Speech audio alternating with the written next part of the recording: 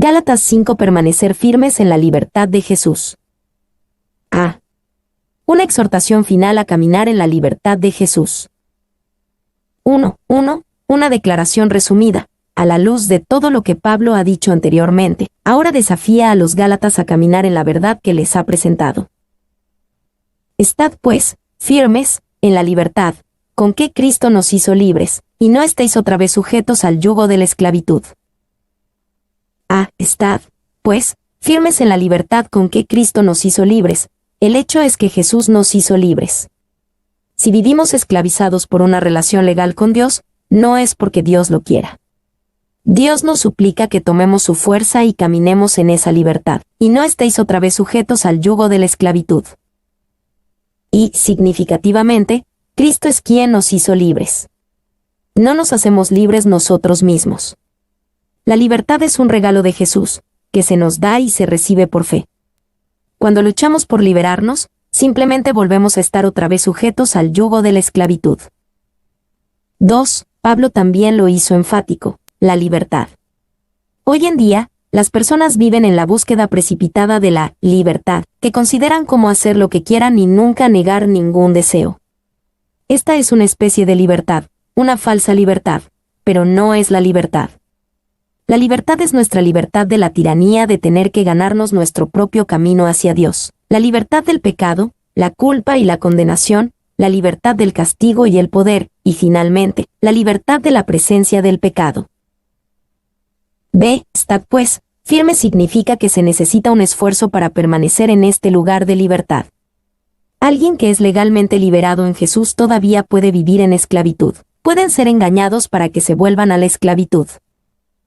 Y el gran evangelista D. L. Moody ilustró este punto citando a una antigua esclava en el sur después de la guerra civil. Siendo una ex esclava, estaba confundida acerca de su estado y preguntó: ¿ahora soy libre o no?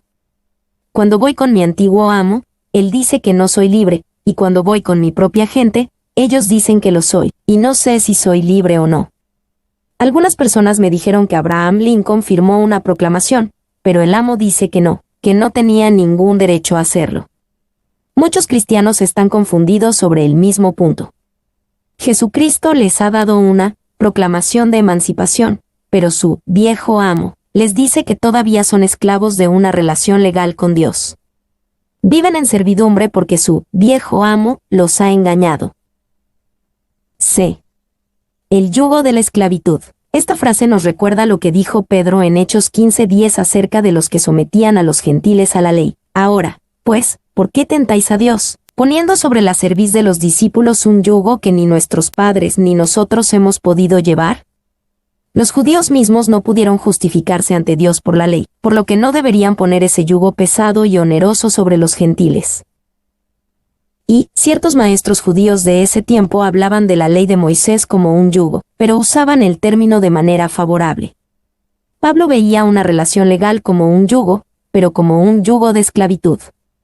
Está relacionado con la esclavitud, no con la libertad. Este yugo de esclavitud no hace más que enredarnos. Nos esforzamos por tirar del arado de Dios, pero el yugo de la esclavitud nos deja enredados, restringidos y frustrados. 2. Ciertamente era esclavitud.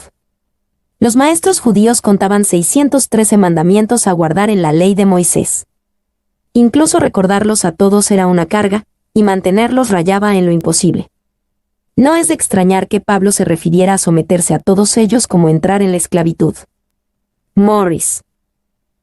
2:2-4. El peligro de aceptar la ley como una manera de caminar con Dios. He aquí, yo Pablo os digo que si os circuncidáis, de nada os aprovechará Cristo. Y otra vez testifico a todo hombre que se circuncida, que está obligado a guardar toda la ley. De Cristo os desligasteis, los que por la ley os justificáis, de la gracia habéis caído. Si os circuncidáis, de nada os aprovechará Cristo. Cuando aceptamos la ley como nuestra regla para andar con Dios, debemos dejar ir a Jesús. Ya no es nuestra justicia, intentamos ganarla nosotros mismos. Para los Gálatas en este contexto, recibir la circuncisión, el ritual que testificaba que un gentil estaba sometido a la ley, significaba que ya no confiaban en Jesús como su justicia, sino que confiaba en sí mismos. Entonces, Pablo podría decir, de nada os aprovechará Cristo. Y los legalistas entre los Gálatas querían que pensaran que podían tener tanto a Jesús como a una relación de ley con Dios. Pablo les dice que esta no es una opción abierta para ellos. El sistema de gracia y el sistema de la ley son incompatibles. Quien quiera tener un medio Cristo, pierde el completo. Calvin.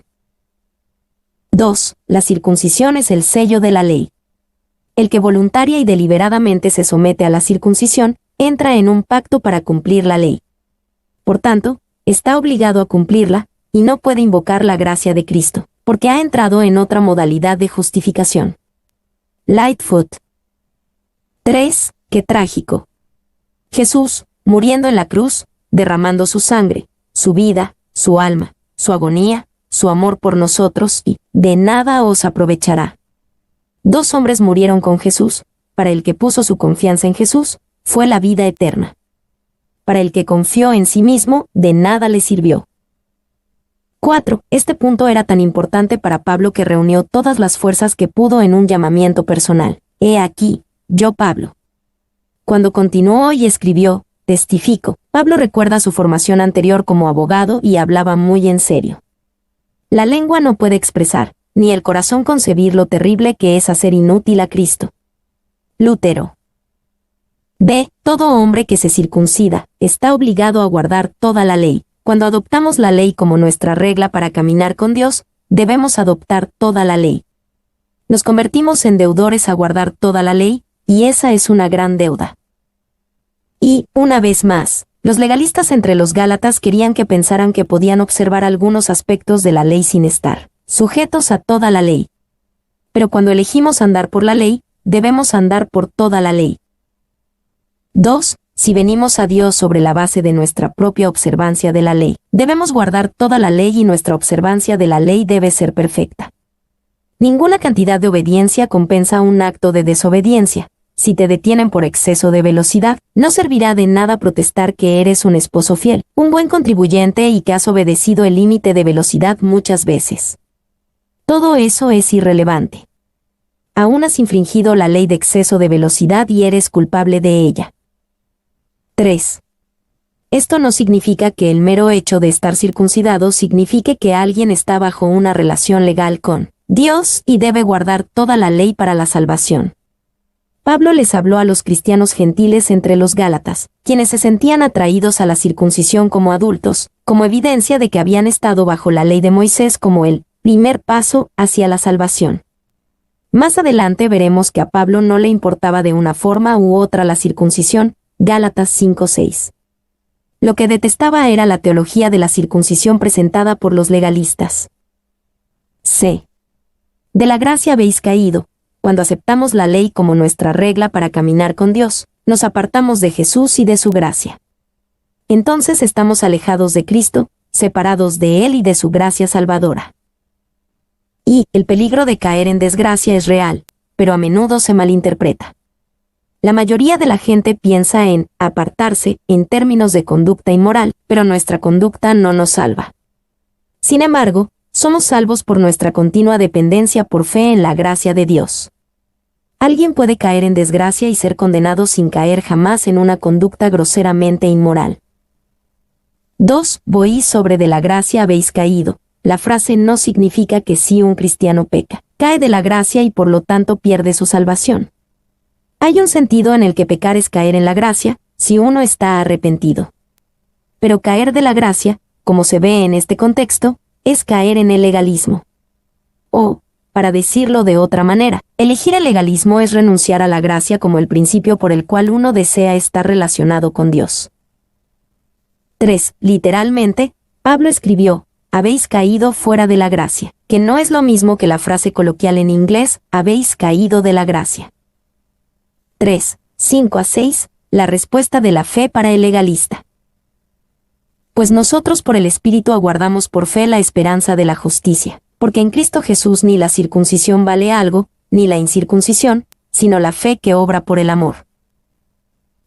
Pues nosotros por el Espíritu aguardamos por fe la esperanza de la justicia. Los que andan en el Espíritu aguardan la justicia por la fe, no están tratando de ganársela realizando buenas obras. Nadie es legalista por el espíritu. Y, Wost sobre aguardamos. La palabra habla de una actitud de intenso anhelo y una ansiosa espera por algo. Aquí se refiere al intenso deseo y expectativa del creyente de una justicia práctica que será constantemente producida en su vida por el Espíritu Santo mientras se entrega a Él. B. Porque en Cristo Jesús ni la circuncisión vale algo, ni la incircuncisión, sino la fe que obra por el amor. Los que andan en el Espíritu saben que ser circuncidado o incircunciso no significa nada. Lo que importa es la fe que obra por el amor, los cuales estaban notoriamente ausentes en los legalistas. Y cada aspecto de este versículo es precioso. Nos coloca en un lugar, en Cristo Jesús. Morris sobre en Cristo, Pablo nunca define lo que significa la expresión, pero claramente apunta a la unidad más cercana. 2. En ese lugar, ni la circuncisión vale algo, ni la incircuncisión ninguna importa en absoluto. No te sentirás mejor si estás circuncidado o si eres incircunciso. No eres peor si estás circuncidado o eres incircunciso. El único daño es confiar en algo que es completamente irrelevante. 3. Este versículo también nos dice lo que importa en este lugar, la fe que obra por el amor. Tú tienes fe.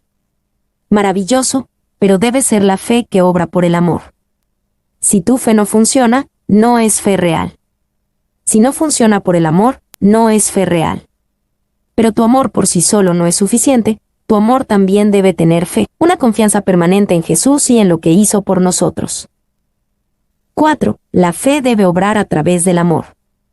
Herodes tenía fe en que Juan el Bautista era un verdadero profeta, pero no tuvo la fe que obra por el amor y mandó asesinar a Juan el Bautista. La fe verdadera, la fe salvadora, obrará mediante Ileme. 4. 7 a 12, un enfrentamiento final. Vosotros corríais bien. ¿Quién os estorbó para no obedecer a la verdad? Esta persuasión no procede de aquel que os llama. Un poco de levadura leuda toda la masa. Yo confío respecto de vosotros en el Señor, que no pensaréis de otro modo. Mas el que os perturba llevará la sentencia, quien quiera que sea, y yo, hermanos, si aún predico la circuncisión, ¿por qué padezco persecución todavía? En tal caso se ha quitado el tropiezo de la cruz. Ojalá se mutilasen los que os perturban. A vosotros corríais bien. Pablo recordaba su buen comienzo en la fe, pero también sabe que no basta con comenzar bien. Todavía estaban en peligro de caer en desgracia. B. ¿Quién os estorbó para no obedecer a la verdad? Pablo sabía que la falsa enseñanza venía de una persona, quien os estorbó, y no de Jesús. Esta persuasión no procede de aquel que os llama. Y, en la raíz de todo, los Gálatas estaban dejando a Jesús para perseguir las enseñanzas falsas y vacías del hombre, en este caso el legalismo. 2. Lightfoot sobre estorbó, una metáfora derivada de las operaciones militares. La palabra significa romper un camino, para volverlo intransitable, y por lo tanto es lo opuesto a despejar un camino. A los Gálatas les iba bien hasta que alguien rompió el camino que recorrían. C. Un poco de levadura leuda toda la masa. La advertencia es clara: la influencia corruptora del legalismo y otras doctrinas que disminuyen a Jesús son como levadura en un poco de masa. Un poco pronto corromperá toda la masa. Y, en la forma de pensar judía, la levadura casi siempre representaba una influencia maligna. Pablo está diciendo que el compromiso legalista que tienen ahora puede ser pequeño, pero es tan peligroso que puede corromperlo todo. D. Yo confío respecto de vosotros. Queriendo dejar la confrontación con una nota positiva, Pablo expresó su confianza en los Gálatas, que era realmente una confianza en el Señor que puede guardarlos. Sin embargo, Pablo estaba igualmente seguro de que les aguarda juicio a los que los desviaron y alejaron de Jesús. El que os perturba llevará la sentencia, quien quiera que sea. Y recuerden la solemne advertencia de Jesús contra aquellos que desviarían a uno de estos pequeños. Mateo 18, 6-7. El juicio es seguro, quien quiera que sea. No importa quién sea, puede ser muy aclamado en la comunidad donde enseña, pero si está pervirtiendo el Evangelio, es una persona culpable y su rango y reputación no lo protegerán. Morris. Si aún predico la circuncisión, Pablo deja en claro que ya no predica la necesidad de la circuncisión. El hecho de que sea perseguido por los legalistas es prueba suficiente de ello. En cambio, Pablo carga con orgullo el tropiezo de la cruz. Y alguien podría acusar a Pablo de predicar la circuncisión porque le pidió a Timoteo que se circuncidara. Hechos 16, 1, 3. Pero Pablo no hizo circuncidar a Timoteo para que Timoteo pudiera ser salvo o más salvo. Lo hizo para que Timoteo pudiera evangelizar más libremente entre los judíos no salvos. 2. El legalismo no puede manejar el tropiezo de la cruz. El objetivo de la muerte de Jesús en la cruz fue decir, no puedes salvarte a ti mismo. Debo morir en tu lugar o no tienes absolutamente ninguna esperanza. Cuando confiamos en el legalismo, creemos que podemos, al menos en parte, salvarnos a nosotros mismos. Esto quita el tropiezo de la cruz, que siempre debe ofender la naturaleza del hombre caído. En este sentido, el tropiezo de la cruz es realmente la gloria de la cruz, y el legalismo quita esta gloria. F. Ojalá se mutilasen los que os perturban. Finalmente, Pablo deseaba que aquellos que exigían la circuncisión entre los gentiles realmente fueran minuciosos con ellos mismos y amputaran sus genitales por completo y no solo sus prepucios.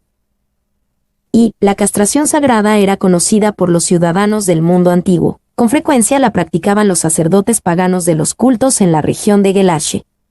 La idea de Pablo aquí es algo como esto: si cortar te hará justo, ¿por qué no haces como los sacerdotes paganos? Llegas hasta el final y te castras. Morris observa acertadamente, era algo terrible desearlo, pero también la enseñanza era algo terrible para infligir a los cristianos jóvenes. 2. Esta palabra se usaba habitualmente para describir la práctica de la mutilación que era tan frecuente en el culto frigio de Cibeles. Los gálatas estaban necesariamente familiarizados con él, y difícilmente puede tener otro sentido. Rendell. 3. Al escribir esto, Pablo también deseaba que estos legalistas fueran separados de la congregación del Señor como lo requiere. Deuteronomio 23:1. No entrará en la congregación de Jehová el que tenga magullados los testículos, o amputado su miembro viril. 4. Con una conclusión tan dramática hasta este punto, Pablo ha dejado una cosa clara: el legalismo no es poca cosa. Nos quita la libertad y nos esclaviza. Hace que Jesús y su obra no sean de provecho para nosotros. Nos pone bajo la obligación de toda la ley. Viola la obra del Espíritu de Dios. Nos hace enfocarnos en cosas que son irrelevantes. Nos impide correr la carrera que Jesús puso ante nosotros. No es de Jesús. Un poco infectará a toda una iglesia. Quienes lo promuevan se enfrentarán a cierto juicio, sin importar quiénes sean. El legalismo intenta quitar algo de la gloria de la cruz. A la luz de lo serio que es todo esto, no es de extrañar que Pablo diga que le gustaría que ellos incluso se mutilasen. D. Cómo vivir en la libertad de Jesús. 1. 13 a 15. Usar la libertad para amarnos unos a otros. Porque vosotros, hermanos, a libertad fuisteis llamados, solamente que no uséis la libertad como ocasión para la carne, sino servíos por amor los unos a los otros. Porque toda la ley en esta sola palabra se cumple: amarás a tu prójimo como a ti mismo. Pero si os mordéis y os coméis unos a otros, mirad que también no os consumáis unos a otros. Porque vosotros, hermanos, a libertad fuisteis llamados. Pablo ha insistido una y otra vez: la vida cristiana es una vida de libertad. Jesús vino para liberar a los cautivos, no para mantenerlos en servidumbre o volverlos a poner en servidumbre. Vale la pena preguntarse si la gente nos ve como personas de libertad. A menudo, los cristianos son vistos como personas más atadas y limitadas que cualquier otra persona. Y no está diciendo que a los creyentes se les concedió a regañadientes una cierta medida de libertad. Dice que la libertad es la esencia de ser cristiano, es la base fundamental de toda la vida cristiana. Morris. D. Solamente que no uséis la libertad como ocasión para la carne. El gran temor del legalista es que la libertad sea usada como una oportunidad para la carne. La idea es que la gente simplemente salga y peque cuando quiera, luego le diga a un Dios débil: lo siento, por favor perdóname, y luego continúe haciendo lo que quiera de nuevo. Pablo reconocía el peligro de esta actitud, por lo que advirtió contra ella aquí. Y, primero, Pablo escribe a los hermanos. Estos todos sois hijos de Dios por la fe en Cristo Jesús. Gálatas 3:26. Estos son los que habéis sido bautizados en Cristo, de Cristo estáis revestidos. Gálatas 3:27. 2. Estos a libertad fuisteis llamados. Como dijo Pablo anteriormente en el capítulo, Jesucristo los hizo libres, ahora son llamados a estar pues firmes en la libertad con que Cristo nos hizo libres. Gálatas 5:1. Han sido puestos en libertad. Ahora la pregunta es, ¿cómo usarán su libertad? 3. No uséis la libertad como ocasión para la carne. Claramente, podemos optar por usar la libertad como ocasión para la carne. Esa opción, ese peligro está abierta para nosotros. Podemos tomar la gloriosa libertad que Jesús nos ha dado, darle vueltas y usarla como una forma de complacernos a nosotros mismos a expensas de los demás. Debido a que el contexto se enfoca en la forma en que nos tratamos unos a otros, Pablo tiene en mente usar nuestra libertad de una manera que pisotee los dedos de los demás. 4. Rendel sobre ocasión. Este término se aplicaba en lenguaje militar a una base de operaciones, en general, a cualquier punto de partida para la acción.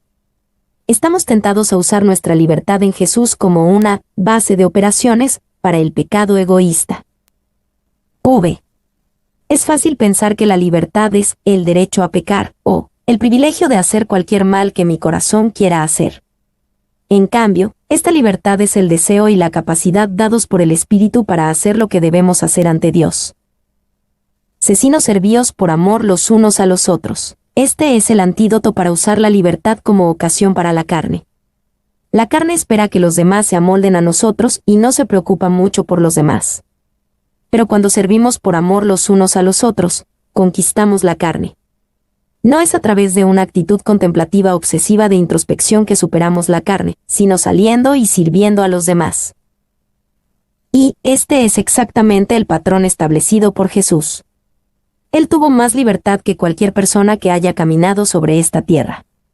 Sin embargo, usó su libertad para servirse por amor los unos a los otros. D. Porque toda la ley en esta sola palabra se cumple. Esta actitud de servicio hacia los demás cumple el gran mandamiento: amarás a tu prójimo como a ti mismo, y evita que nos destruyamos a nosotros mismos a través de la contienda. Mirad que también no os consumáis unos a otros. Es como si Pablo se dirigiera a los legalistas nuevamente y dijera, ¿quieren guardar la ley? Aquí lo tienen: amarás a tu prójimo como a ti mismo y habrán cumplido la ley en una palabra. Y, si quieres saber cómo debes amar a tu prójimo, pregúntate cuánto te amas a ti mismo.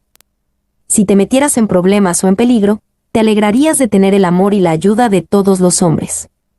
No necesitas ningún libro de instrucciones que te enseñe a amar a tu prójimo. Todo lo que tienes que hacer es mirar en tu propio corazón y te dirá cómo debes amar a tu prójimo como a ti mismo. Lutero.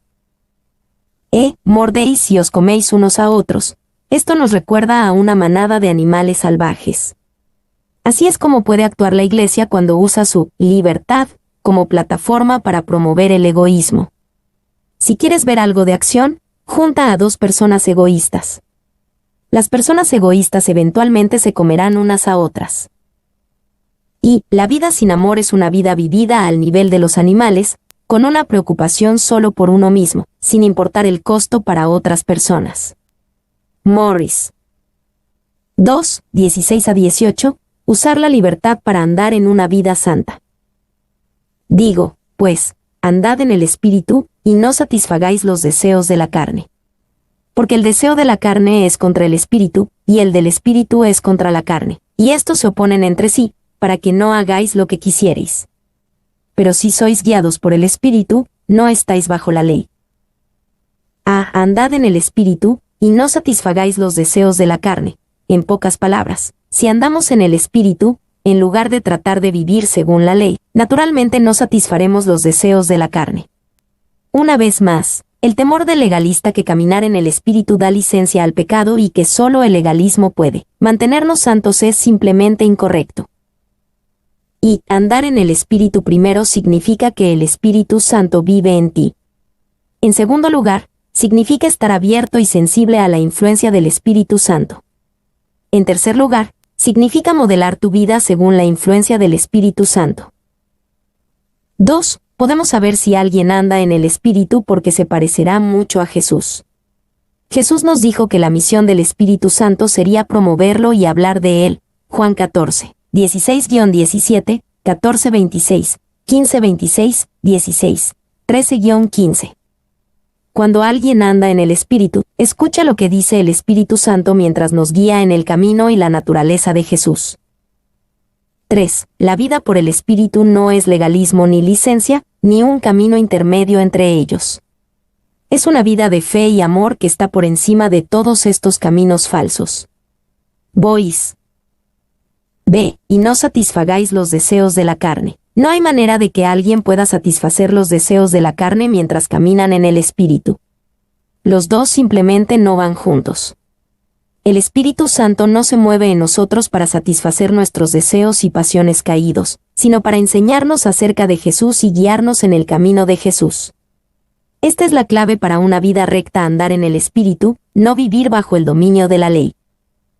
Y, Lutero sobre los deseos de la carne. No niego que la concupiscencia de la carne incluye la concupiscencia carnal. Pero se necesita más. Abarca todos los deseos corruptos que más o menos contagian los creyentes, como el orgullo, el odio, la codicia, la impaciencia. Lutero. C. Porque el deseo de la carne es contra el Espíritu, y el del Espíritu es contra la carne. Andar en el Espíritu es la clave, pero no siempre es fácil. A menudo, es una batalla. Hay una batalla en el interior del cristiano, y la batalla es entre la carne y el Espíritu. Como escribe Pablo, estos son contrarios entre sí, no se llevan bien en absoluto. Cuando la carne está ganando la batalla interna, no haces las cosas que deseas. No vives de la manera que quieres, vives bajo la carne en lugar de bajo el Espíritu. Y, cuando Pablo usa el término carne, no se refería a nuestros cuerpos de carne y hueso. Precisamente hablando, nuestra carne ni siquiera es esa naturaleza caída, el viejo hombre, que heredamos de Adán, porque el viejo hombre fue crucificado con Jesús y ahora está muerto y se ha ido. Romanos 6:6. En cambio, como Pablo lo usa aquí, la carne es el hombre interior que existe aparte del viejo hombre o el nuevo hombre, y que está entrenado en rebelión por la vieja naturaleza, el mundo y el diablo. 2. Aunque el viejo hombre fue crucificado con Cristo y está muerto y se ha ido, Romanos 6:6, su influencia sigue viva a través de la carne y luchará contra nosotros hasta que experimentemos el antídoto final de Dios contra la carne, un cuerpo resucitado. 3. Boí sobre carne, y sarx, la palabra griega traducida como carne. Cuando Pablo habla de sarx, se refiere a todo lo que el hombre es y es capaz de hacer como ser humano pecador aparte de la inmerecida intervención del Espíritu de Dios en su vida, para referirse al hombre como un ser caído cuyos deseos, incluso en el mejor de los casos, se originan en el pecado y están manchados por él. Así sarx pasó a significar todo el mal que el hombre es y es capaz de hacer aparte de la intervención de la gracia de Dios en su vida. 4. Cuando la carne comienza a cortar, el único remedio es tomar la espada del Espíritu, la palabra de salvación, y luchar contra la carne. Si apartas la palabra de tu vista, estás indefenso frente a la carne. Sé que esto es un hecho. Me han asaltado muchas pasiones violentas, pero tan pronto como me apoderé de algún pasaje de las Escrituras, mis tentaciones me abandonaron. Sin la palabra no podría haberme ayudado a mí mismo contra la carne. Lutero. D. Pero si sois guiados por el Espíritu, no estáis bajo la ley. El antídoto para la carne no se encuentra en la ley, sino en el Espíritu, y si sois guiados por el Espíritu, no estáis bajo la ley. No es necesario que lo estés, porque cumples la voluntad de Dios a través de la influencia interna del Espíritu Santo en lugar de la influencia externa de la ley de Dios.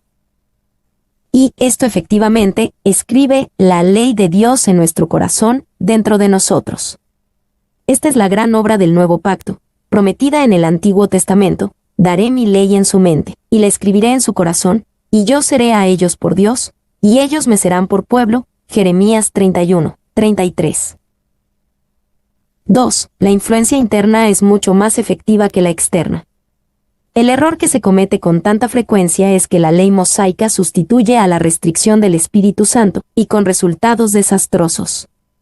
Un policía en la esquina de la calle es un elemento disuasorio mucho más eficaz de la infracción de la ley que cualquier número de ordenanzas de la ciudad rotuladas para aviso público. WOST 3. 19-21a. Ejemplos de las obras de la carne que el andar en el espíritu nos ayuda a vencer. Y manifiestas son las obras de la carne, que son adulterio, fornicación, inmundicia, lascivia, idolatría, hechicerías, enemistades, pleitos, celos, iras, contiendas, disensiones, herejías, envidias, homicidios, borracheras, orgías y cosas semejantes a estas. Y manifiestas son las obras de la carne. Pablo acaba de escribir sobre la batalla entre la carne y el espíritu en cada creyente. Aunque es una batalla interior e invisible, los resultados son evidentes en apariencia. Es casi como si Pablo se disculpara por tener que hacer esta lista, porque manifiestas son las obras de la carne. Sin embargo, bajo la inspiración del Espíritu Santo, él sabe que es importante ser específico, porque debemos saber específicamente cómo andamos en la carne. No podemos ver la carne, pero podemos ver lo que hace. Y las listas de buenos y malos comportamientos serían una forma familiar para muchos de los lectores de Pablo. En muchos escritos de la antigüedad hay listas de virtudes o vicios o ambos, y tales listas se encuentran en el Antiguo Testamento y en otras partes del Nuevo. Morris. 2. Algunos han tratado de organizar esta lista en 4 categorías: pecados sensuales, pecados religiosos, pecados interpersonales y pecados sociales. No debemos considerar esto como una lista exhaustiva, pero da una idea adecuada de lo que hace la persona que camina en la carne. 3. Si leen el capítulo, se darán cuenta de que el apóstol ha usado no menos de 17 palabras, casi podría decir 18, para describir las obras de la carne. El lenguaje humano siempre es rico en malas palabras, porque el corazón humano está lleno de los múltiples males que estas palabras denotan. Spurgeon. B. Adulterio, fornicación, inmundicia, lascivia. Todos estos son pecados sensuales, relacionados con el sexo. A menudo nos horroriza la inmoralidad sexual de nuestros días, pero debemos recordar que los tiempos en los que Pablo escribió eran igual de malos, si no peores. Existe una amplia evidencia para demostrar que la vida sexual del mundo grecorromano en la época del Nuevo Testamento era un caos total. Tal evidencia no proviene de escritores cristianos, sino de paganos que estaban disgustados con la inmoralidad sexual indescriptible. Fon. Y el adulterio es violar el pacto matrimonial por inmoralidad sexual. Esta palabra no está incluida en la lista de muchos manuscritos antiguos, por lo que muchas traducciones, como la NVI, no la incluyen. Pero eso no significa que Dios da un pase gratuito al adulterio, porque incluso si Pablo no escribió la palabra en esta lista, está incluida en la siguiente palabra: fornicación. El adulterio es pecado, y los culpables deben confesar su pecado y arrepentirse de él en lugar de excusarlo. El Espíritu Santo nunca llevó a nadie al adulterio. 2. Fornicación es la palabra griega antigua porneia, y habla de inmoralidad sexual en un sentido amplio. Porneia comenzó con el significado de el uso de una prostituta, pero en los días de Pablo, se usaba para una amplia variedad de pecados sexuales. Morris. Por lo tanto, la fornicación cubre conexión ilícita entre personas solteras o no casadas, pero a menudo también significa adulterio. Clark. El diccionario Webster define la fornicación como relaciones sexuales voluntarias entre 2 personas solteras o 2 personas que no están casadas. El sexo antes y fuera del matrimonio, que Pablo llama aquí fornicación, estaba tan extendido que aparentemente era aceptado como una parte normal de la vida. Pablo no puede aceptar tal punto de vista de la práctica. Él lo ve como algo totalmente incorrecto. Morris. El Espíritu Santo nunca llevó a nadie a la fornicación. 3. Inmundicia es otra palabra amplia que se refiere a la conducta sexual inapropiada en general. Debe pensarse que es lo opuesto a la pureza. Si no es puro ante Dios, entonces es inmundicia. Cubre muchos pecados sexuales que no son relaciones sexuales reales o incluso interacción con otra persona, como la pornografía.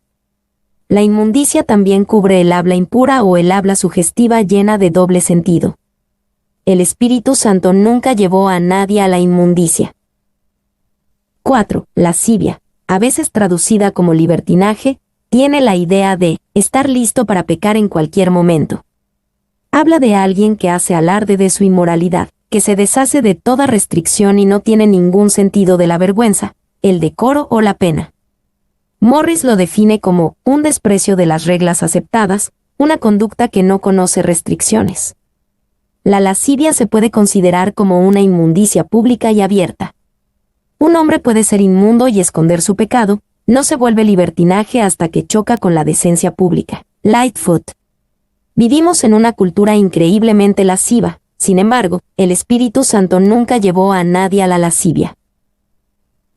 Idolatría, hechicerías, estos son pecados religiosos. Son pecados de adoración y nos recuerdan que no solo es trágico adorar al Dios equivocado o buscar el poder espiritual equivocado también es un pecado. Y la idolatría es la adoración de cualquier Dios excepto el Señor Dios revelado a nosotros por la Biblia y en la persona de Jesucristo. Cuando las personas sirven a un Dios de su propia opinión, de su propia creación, rechazan al Dios vivo y verdadero y eso es pecado. Alguien podría decir, bueno, yo puedo creer lo que quiera, y ciertamente pueden, pero también soportan las consecuencias de sus creencias erróneas. El Espíritu Santo nunca llevó a nadie a la idolatría. 2. Hechicería, traducida como idolatría en la NVI, es el servicio y la adoración de poderes ocultos y espirituales separados del Dios verdadero. También tiene otra dimensión, revelada por la palabra hechicería en el idioma original que usa Pablo, parmaqueia, de la cual obtenemos nuestra palabra para farmacia. Morris define la hechicería como el uso de cualquier tipo de drogas, pociones o hechizos. En el mundo antiguo, el consumo de drogas, especialmente los alucinógenos, siempre estuvo asociado con el ocultismo, y la asociación de la Biblia con el consumo de drogas y la hechicería señala que las drogas abren puertas al ocultismo que es mejor dejarlas cerradas. William Barclay escribió, esto literalmente significa el uso de drogas. Llegó a estar muy especialmente relacionado con el uso de drogas para la hechicería, del cual el mundo antiguo estaba lleno. El Espíritu Santo nunca llevó a nadie a la hechicería ni a drogarse.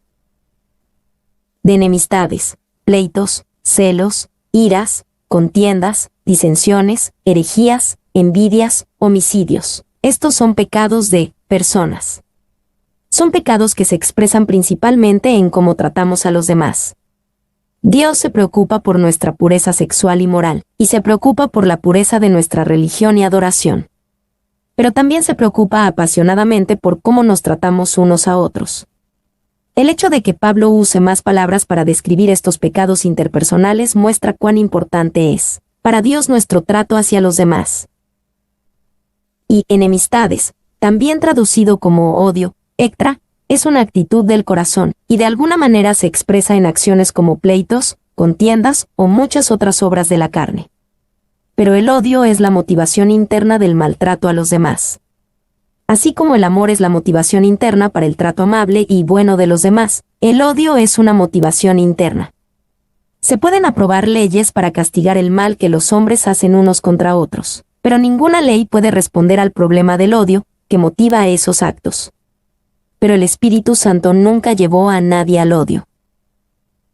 2. Pleitos traduce la antigua palabra griega eris. Originalmente, esta palabra tenía que ver principalmente con la rivalidad por los premios. Significa la rivalidad que ha encontrado su resultado en peleas y disputas, Barclay. Más comúnmente se traduce como contienda, como en Romanos 13:13 y 1 Corintios 3:3, y simplemente habla de un espíritu combativo y argumentativo. El Espíritu Santo nunca llevó a nadie a los pleitos. 3. Celos traduce una palabra griega antigua, celis, que a veces se usa en un sentido positivo como ser celoso por algo bueno. Pero aquí, claramente, la connotación es incorrecta. En este contexto, significa el deseo de tener lo que otra persona tiene, el deseo incorrecto de lo que no es para nosotros, Barclay. El Espíritu Santo nunca llevó a nadie a tener celos. 4. Iras traduce una antigua palabra griega, thumos, que habla de un repentino destello de ira, no de un estado de ira establecido. Significa perder los estribos, ser incapaz de controlar tu ira. El Espíritu Santo nunca llevó a nadie a las iras. V. Contiendas traduce la antigua palabra griega eriteia, y la palabra tiene una historia interesante. Comenzó como una palabra perfectamente respetable que significa trabajar por un salario. Con el tiempo, comenzó a significar el tipo de trabajo que se realiza por dinero y por ninguna otra razón. Luego se usó para describir a los políticos que hacen campaña para las elecciones, no por el servicio que pueden brindar al gobierno y al pueblo, sino solo para su propia gloria y beneficio.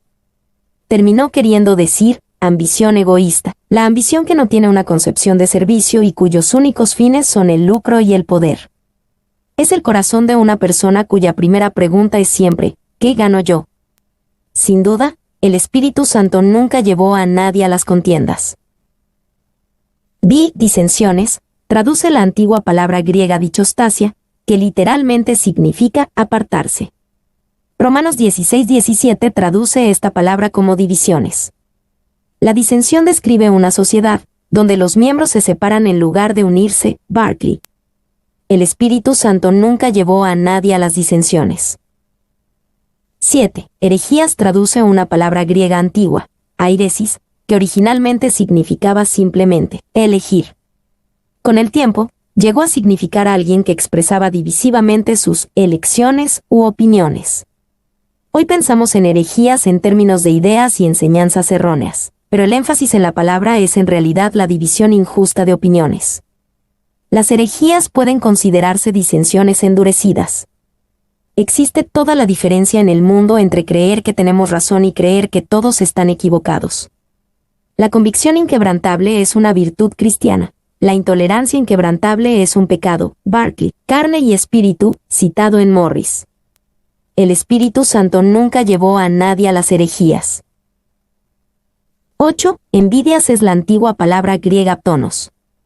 No quiere tanto lo que alguien más tiene, como en los celos, sino que es amargura solo porque alguien más tiene algo y nosotros no. Los antiguos estoicos llamaban a esto dolor por el bien ajeno, y el antiguo filósofo Eurípides dijo que era la mayor de todas las enfermedades entre los hombres. El Espíritu Santo nunca llevó a nadie a las envidias. 9. Homicidios traduce la antigua palabra griega phonos, que está bien traducida por la palabra inglesa homicidios. Esta es otra palabra, como adulterio antes, que no está en todos los textos griegos antiguos y no está incluida en traducciones como la NVI. Pero no hay duda de que el asesinato es una obra de la carne y que el Espíritu Santo nunca llevó a nadie a cometer homicidios. Borracheras, orgías. Estos pueden considerarse pecados sociales, pecados que a menudo se cometen en compañía de otras personas. El hecho de que Pablo incluya estos dos pecados en su lista muestra que eran obras de la carne contra las cuales los cristianos de Galacia tenían que estar en guardia. Romanos 13, 12-13 enumera las borracheras y orgías como parte del pasado de tinieblas de los cristianos que ahora deben ser desechadas mientras caminamos en la luz. Y nos dejan ver que la iglesia primitiva no estaba formada por personas cuyas vidas precristianas eran del más alto nivel. Pablo reconoce la realidad y les recuerda a sus lectores que cualquier tipo de pecado que hubieran favorecido en sus días precristianos debería ser definitivamente abandonado. Morris. 2. Borrachera se describe claramente como una de las obras de la carne. Si bien los cristianos pueden diferir en cuanto a si un cristiano puede beber alcohol, las Escrituras prohíben precisamente la embriaguez. No debemos pensar que solo estar cayéndose de borrachos es un pecado, sino estar afectado de alguna manera por la bebida es pecado, así como beber con la intención de deteriorarse. Efesios 5:18 también describe la embriaguez como disipación, que significa despilfarro. Emborracharse es un desperdicio. Trapp escribe sobre beber las tres salidas, es decir, cerveza de barril, dinero de la bolsa e ingenio de la cabeza. Ciertamente, el Espíritu Santo nunca llevó a nadie a las borracheras. 3. Orgías, traduce la antigua palabra griega komos, no significa simplemente tener una fiesta o pasar un buen rato. Significa fiesta desenfrenada. Barclay dice, describe el tipo de juerga que rebaja el yo de un hombre y es una molestia para los demás. Y cosas semejantes a estas, esto demuestra que Pablo comprende que su lista no es exhaustiva. Estas no son las únicas obras de la carne. No es como si uno pudiera encontrar una obra de la carne que no esté descrita en esta lista y entonces fuera de hacerlo. 4. 21b. El peligro y el destino de quienes viven en las obras de la carne. Acerca de las cuales os amonesto, como ya os lo he dicho antes, que los que practican tales cosas no heredarán el reino de Dios. Acerca de las cuales os amonesto, como ya os lo he dicho antes. Esto muestra que Pablo a menudo instruía a los cristianos sobre cómo debían vivir, y esto no era solo un énfasis ocasional. Pablo sabía que somos salvos por la gracia de Dios y solo por la obra de Jesús, no por lo que hemos hecho, estamos haciendo o prometemos hacer. Pero también sabía que aquellos que son salvados por la gracia de Dios tienen una alta obligación moral que cumplir, no para ganar la salvación, sino en gratitud por la salvación y en simple coherencia con lo que somos en Jesús. B. Los que practican tales cosas no heredarán el reino de Dios. Andar en estas obras de la carne es estar en clara rebelión contra Dios, y aquellos en clara rebelión contra Dios no heredarán el reino de Dios. ¿Y qué está en juego aquí? El reino de Dios, que describe dónde gobierna Dios y se realizan los beneficios de su gobierno. Debido a que Pablo habla de heredar el reino de Dios, entendemos que quiere decir cielo. Pablo dice claramente que los que practican tales cosas no heredarán el cielo. Tampoco conocerán la maravilla y la gloria del reino de Dios en la tierra. 2. ¿Quiénes son las personas en peligro? Los que practican tales cosas. Esto significa más que alguien que haya cometido adulterio o fornicación, o hechicerías o borracheras, o cualquiera de estos. Esto habla de los que continúan en estos pecados, ignorando la voz del Espíritu Santo diciéndoles que se detengan. 3. El tiempo del verbo, presente. Indica una continuación habitual en los pecados carnales en lugar de un lapso aislado, y el punto es que aquellos que practican continuamente tales pecados dan evidencia de que nunca han recibido el Espíritu de Dios. Bois.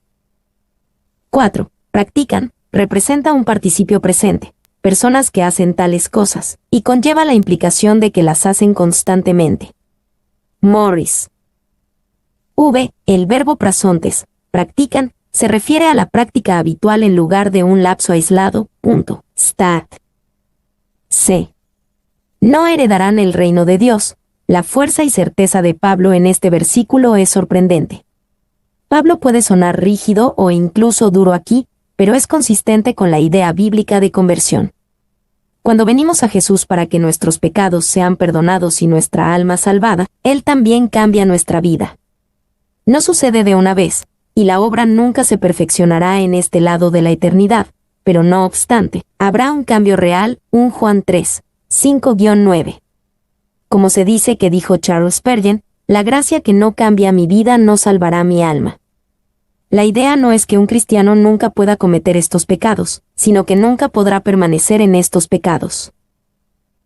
Y los cristianos también caen y cumplen los deseos de la carne.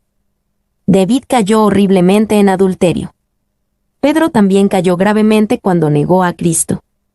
Por muy grandes que fueran estos pecados, no fueron cometidos para molestar a Dios, sino por debilidad. Cuando se les llamó la atención sobre sus pecados, estos hombres no continuaron obstinadamente en su pecado, sino que se arrepintieron. A los que pecan por debilidad no se les niega el perdón siempre que se levanten y dejen de pecar. No hay nada peor que continuar en el pecado. Si no se arrepienten, sino que continúan cumpliendo obstinadamente los deseos de la carne, es una señal segura de que no son sinceros. Lutero. 5. 22-23. Ejemplos del fruto del Espíritu que el andar en el Espíritu produce en nuestras vidas. Mas el fruto del Espíritu es amor, gozo, paz, paciencia, benignidad, bondad, fe, mansedumbre, templanza. Contra tales cosas no hay ley. Más el fruto del Espíritu. Las obras de la carne parecen abrumadoras tanto en nosotros como a nuestro alrededor. Dios es lo suficientemente bueno y lo suficientemente grande como para cambiar todo con el fruto del Espíritu. El fruto del Espíritu siempre puede conquistar las obras de la carne. Y, significativamente, es el fruto del Espíritu puesto frente a las obras de la carne. Las obras son obras y el fruto es fruto. El fruto tiene varias características importantes. El fruto no se obtiene trabajando, sino que nace permaneciendo. El fruto es frágil. El fruto se reproduce a sí mismo. El fruto es atractivo. El fruto nutre. B. El fruto del Espíritu. Pablo usó el plural al describir la vida según la carne, obras de la carne, pero usa el singular, fruto, no frutos, del Espíritu. En el panorama general, el Espíritu tiene una obra que hacer en todos nosotros. Estos no son los dones del Espíritu, que se distribuyen de forma individual por la voluntad del Espíritu. Esto es algo para todo cristiano. Y puede ser significativo que la palabra frutos sea singular. Pablo no está hablando de una serie de frutos que se compartirían, de modo que un creyente tenga uno y otro. Más bien se refiere a un grupo, de modo que todas las cualidades deben manifestarse en cada creyente. Morris. C. El fruto del Espíritu es amor. Conviene que el amor sea lo primero que se mencione, porque abarca todo lo siguiente. Incluso se puede decir que los siguientes 8 términos solo describen cómo es el amor en acción.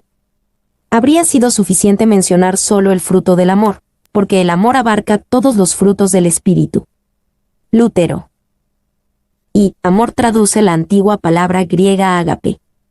En ese idioma había 4 palabras distintas para amor. Eros era la palabra para el amor romántico o apasionado. Philia era la palabra para el amor que tenemos por aquellos cercanos y queridos para nosotros, ya sean familiares o amigos. Storge es la palabra para el amor que se manifiesta en el afecto y el cuidado, especialmente en el afecto familiar. Pero ágape describe un tipo diferente de amor. Es un amor más de decisión que de corazón espontáneo, es más de la mente que del corazón, porque elige amar a los que no lo merecen. Ágape tiene que ver con la mente, no es simplemente una emoción que surge espontáneamente en nuestro corazón, es un principio por el que vivimos deliberadamente. Barclay. 2. Podríamos decir que esto es amor del Espíritu, porque es fruto del Espíritu. Esto va más allá del afecto natural o la lealtad a la sangre o la familia. Se trata de amar a las personas que no son fáciles de amar a la gente que no te agrada.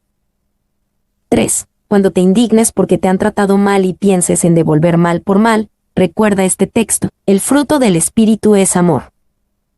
Dices, fue vergonzoso. Por supuesto que lo era, y por lo tanto no lo imites, no conviertas barandilla por barandilla, sino por el contrario bendición, porque el fruto del Espíritu es amor. Spurgeon. 4. También es útil comprender las obras de la carne a la luz de este amor del Espíritu. Cada una de las obras de la carne es una violación o una perversión de este gran amor. Adulterio, fornicación, inmundicia, lascivia son falsificaciones del amor entre las personas. La idolatría y la hechicería son falsificaciones del amor a Dios. Enemistades, pleitos, celos, iras, contiendas, disensiones, herejías, envidias, homicidios, son todos opuestos del amor. Las borracheras y orgías son tristes intentos de llenar el vacío que solo el amor puede llenar. D. El fruto del Espíritu es gozo. Una de las mejores estrategias de marketing jamás empleadas fue posicionar el reino de Satanás como el lugar donde está la diversión y el reino de Dios como el lugar de la tristeza y la miseria. Pero el fruto del Espíritu es gozo. Y podríamos decir que este es el gozo del Espíritu, porque es un gozo más elevado que la emoción de una experiencia emocionante o un conjunto maravilloso de circunstancias. Es una alegría que puede permanecer, incluso cuando las circunstancias parecen terribles. Pablo conocía este gozo personalmente. Podía cantar cuando estaba esposado en el oscuro calabozo de una prisión, Hechos 16:25. 2. Barclay sobre chara, la palabra griega antigua que se usa aquí para gozo. No es el gozo que proviene de las cosas terrenales, y mucho menos de triunfar sobre alguien más en la competencia. Es un gozo cuyo fundamento es Dios. 3. Los creyentes no dependen de las circunstancias. Su alegría no proviene de lo que tienen, sino de lo que son, no de dónde son, sino de quiénes son, no por lo que disfrutan, sino por lo que su Señor sufrió por ellos. Spurgeon. El fruto del Espíritu es paz. Esta paz es paz con Dios, paz con las personas, y es una paz positiva, llena de bendición y bondad, no simplemente la ausencia de lucha.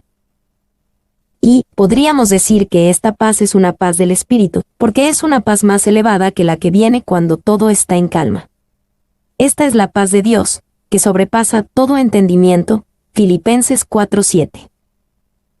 2. La palabra griega antigua que se usa aquí para paz es eirene. Significa no solo estar libre de problemas, sino todo lo que contribuye al mayor bien de un hombre. Aquí significa esa tranquilidad de corazón que se deriva de la conciencia omnipresente de que nuestro tiempo está en manos de Dios. Barclay. 3. Los primeros cristianos realmente conocían y amaban el gozo y la paz del espíritu. Dos nombres cristianos muy comunes en la iglesia primitiva eran Chara, Cara, y Eirene, Irene. F. El fruto del espíritu es paciencia. Paciencia significa que uno puede tener amor, gozo y paz incluso durante un periodo de tiempo en el que las personas y los acontecimientos nos molestan. Dios no se irrita rápidamente con nosotros.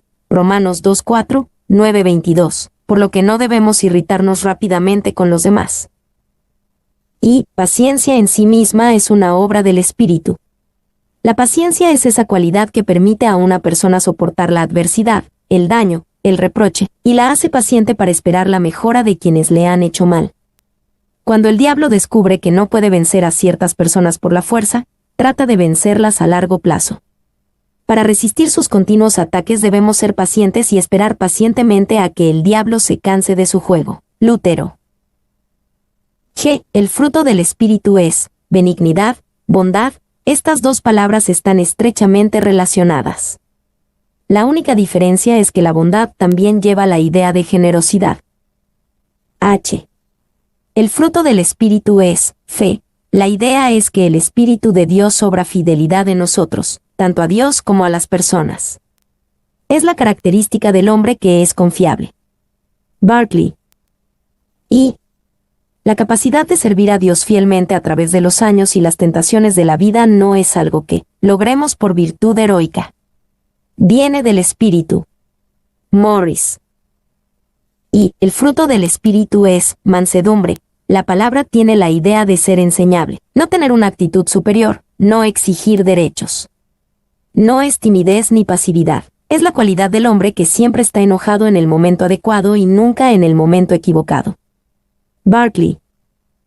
Y Morris sobre mansedumbre. Es importante para el cristiano ver que la autoafirmación, que es una gran parte de la vida del siglo XX, no debe valorarse mucho. Es mucho mejor que cada uno de nosotros reduzca el deseo de ser preeminente y ejerza una mansedumbre o gentileza adecuada. J. El fruto del espíritu es templanza.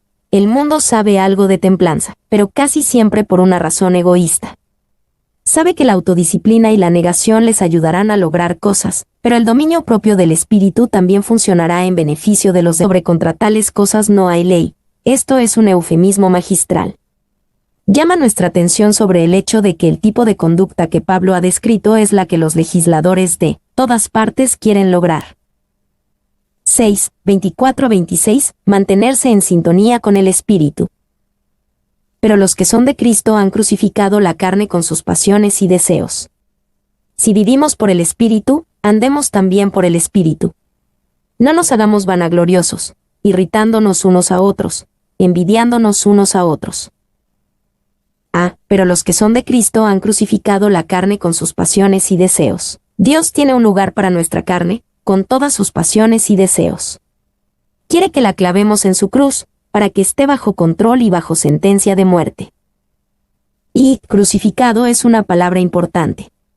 Pablo podría haber elegido simplemente la palabra matado, pero usó la palabra crucificado porque habla de muchas cosas. Nos recuerda lo que Jesús hizo por nosotros en la cruz. Nos recuerda que somos llamados a tomar nuestra cruz y seguirle, Mateo 16, 24. Nos recuerda que la muerte de la carne es dolorosa. Nos recuerda que nuestra carne tiene que ser tratada de manera decisiva. B. Los que son de Cristo han crucificado la carne. Esto habla de algo que el creyente hace, siendo dirigido y empoderado por el Espíritu de Dios. No fue ni es la obra soberana y unilateral de Dios. Y el viejo hombre, el yo heredado de Adán, es crucificado con Jesús como la obra soberana de Dios cuando nacemos de nuevo. Romanos 6:6 dice, sabiendo esto, que nuestro viejo hombre fue crucificado juntamente con él. Simplemente se nos dice que contabilicemos o consideremos al viejo hombre como muerto, Romanos 6:11. No se nos dice que lo matemos. Pero la carne es otro asunto. Estamos llamados a elegir trabajar con Dios para hacerle a la carne exactamente lo que Dios hizo por sí mismo al viejo hombre, crucificar la carne. 2. Por favor, observen que la crucifixión de la carne descrita aquí es algo que no se nos hace a nosotros, sino por nosotros. Gálatas 5:24 no enseña la misma verdad que Gálatas 2:20 o Romanos 6:6. En esos versículos se nos dice que por la unión de fe con Cristo, hemos sido crucificados con Él. Pero aquí somos nosotros los que hemos tomado medidas. Stat. 3. Boí sobre han crucificado. El verbo está en la voz activa y más bien apunta a lo que el creyente mismo ha hecho y debe seguir considerando como hecho. 4. El problema de nuestra carne no se resolverá finalmente hasta que resucitemos. Hasta entonces, debemos constantemente clavarla en la cruz, para que cuelgue allí, viva pero impotente sobre nosotros. Resistir la carne es clavarla en la cruz. Aunque la carne todavía está viva, no puede cumplir sus deseos porque está atada y clavada en la cruz. Lutero. C. Con sus pasiones y deseos, en Jesucristo, puedes vivir por encima de las pasiones y deseos de tu carne. Los recursos están en Jesús. Míralo a Él. Ve tu vida en Él. Si eres uno de los que son de Cristo, entonces le perteneces a Él, no a este mundo, no a ti mismo, ni a tus pasiones y deseos. D. Si vivimos por el Espíritu, andemos también por el Espíritu. Podemos entender mejor lo que Pablo escribió aquí si entendemos que las palabras griegas antiguas para andar son diferentes en Gálatas 5:16 y 5:25. La primera, peripateo, es la palabra normal para caminar, utilizada allí como una imagen del camino de la vida. La segunda, stoicheo, significa caminar en línea con, o estar en línea. Pablo aquí está diciendo, mantente en sintonía con el Espíritu. Y la idea es, el Espíritu te ha dado vida. Ahora deja que Él dirija tus pasos. O, como dice la Biblia revisada en inglés, si el Espíritu es la fuente de nuestra vida, que el Espíritu también dirija su curso. 2. El verbo stoicheo significa estar en línea con, estar al lado de una persona o una cosa, aferrarse a, estar de acuerdo con, seguir. El presente imperativo indica que esta será la práctica habitual. Morris. No nos hagamos vanagloriosos. Pablo concluyó esta sección de andar en el Espíritu con esta advertencia, sabiendo que algunos llegarán a ser vanagloriosos en su propio andar en el Espíritu. Este puede ser un golpe magistral de Satanás.